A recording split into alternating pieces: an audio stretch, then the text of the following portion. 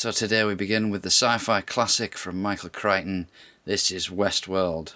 This was a great movie from the 70s, and I first saw this when I was really young, and Yul Brynner's character in this was terrifying. Looking back on it now though, the Terminator owes a great debt to Westworld.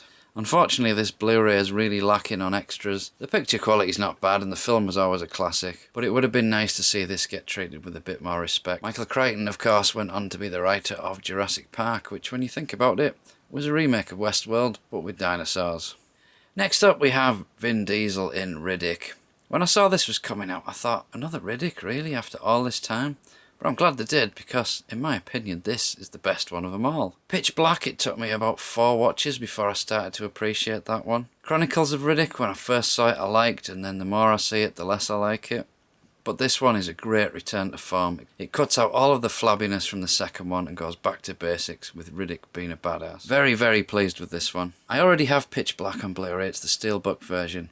But I wanted Chronicles of Riddick. So when I was looking, I found this, and it's actually cheaper than buying Chronicles of Riddick on its own. So in this you get Pitch Black, Chronicles of Riddick, and you also get the DVD of Dark Fury. I kinda hoped Dark Fury would be Blu-ray as well, but unfortunately it's the exact same disc that comes in the standalone release. Next up we have Dawn of the Planet of the Apes. I missed this one at the cinema, so this was finally my chance to see it, and I really enjoyed this one. I think I even prefer it to Rise. It was good coming back to the story now the apes are a little bit more advanced, and I really do hope they take this through to some kind of conclusion where it starts at the beginning of the original series. So that takes me one step closer to completing the Planet of the Apes Blu-rays. The only one I'm missing now is the Tim Burton one, which I'm not in a rush to upgrade. Next up, Hugh Jackman in Real Steel. This was one I avoided at the time it came out, but it was recommended by the guys on Collection DX, and they pretty much said if you're a robot fan, you'd probably like this film. So eventually I saw it cheap enough to give it a chance, and I was really pleasantly surprised with this one. We've seen the story a million times before, it's pretty much Rocky all over again, but the world it's set in with all the robots was great to see. Thoroughly entertaining, this one, Real Steel. Next, a film that was highly recommended but I know nothing about, Moon.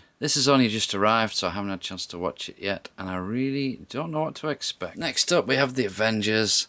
I saw this one at the cinema and I hadn't seen it since, so I figured it's probably time I should pick it up and watch it again. Just as good as I remember.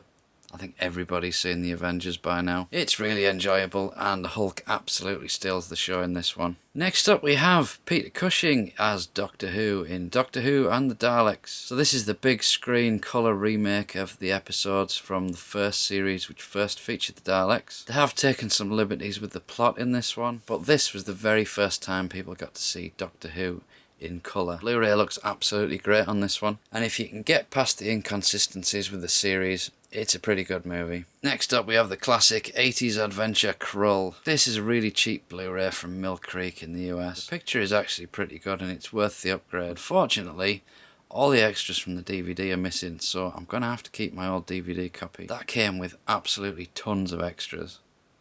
This, unfortunately, not a thing. Next up we have the 30th anniversary special edition of Battle Beyond the Stars. This is the cheapo Roger Corman version of Magnificent Seven, but done in space to cash in on Star Wars. The main star in this also plays John Boy Walton. John Saxon is the main bad guy. George Peppard playing a space cowboy. I heard these Roger Corman cult classics Blu-rays are going out of print now, so I thought I'd better grab the ones that I'm interested in. It's dumb and it's cheesy, but it is a fun watch. Next up we have a great documentary, Ray Harryhausen's Special Effects Titan. This is a pretty decent feature-length documentary charting Ray Harryhausen's career from being inspired by King Kong right through to his work on Clash of the Titans.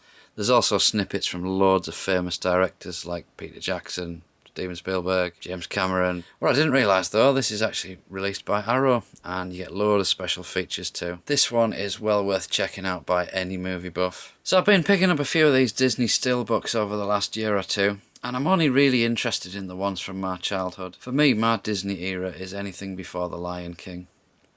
And Sword in the Stone is one I remember watching loads of times when I was a kid. So when I saw that the Steelbook was getting released, I thought I'd better snap it up pretty quick. But the restorations on these Disney films are really good. And while I was there, I thought I'd pick up Snow White. This one I saw many times as a kid. So I'm pretty much there with my Disneys now. The only other ones I'm looking for really is maybe Alice in Wonderland and possibly Dumbo if I see it. But Jungle Book, Robin Hood, Sword in the Stone, Snow White, they were my main ones. And finally for this evening we have the X-Men Cerebro Collection box set. So I picked up X-Men, X-Men 2 and The Last Stand as they came out on DVD. I picked up X-Men Origins a little bit later. I had First Class on Blu-ray, and I had yet to pick up Wolverine and Days of Future Past. So when I saw this going really cheap on Amazon Prime Day, I thought I might as well just get it. This is the re-release version, and it's got rid of all the tat, and now we've just got a nice slimline box. Unfortunately, it doesn't carry over all of the extras from the DVDs, so I've kept X-Men. I actually had X-Men 1.5 as well, which has loads more extras. I've kept X-Men 2 because that had more on. Last Stand was the same. Wolverine, I don't think they had anything on. First Class is identical on Blu-ray, so they've all gone. And inside, they all come in these. Well, Future Past is on its own, so there you go, X-Men 2, 3, Wolverine, First Class, and the decent Wolverine movie. And when you look inside, everything comes on separate discs, so that's nice to see. And with the latest X-Men Days of Future Past, you get a nice 2-disc set. And that's your lot for this evening.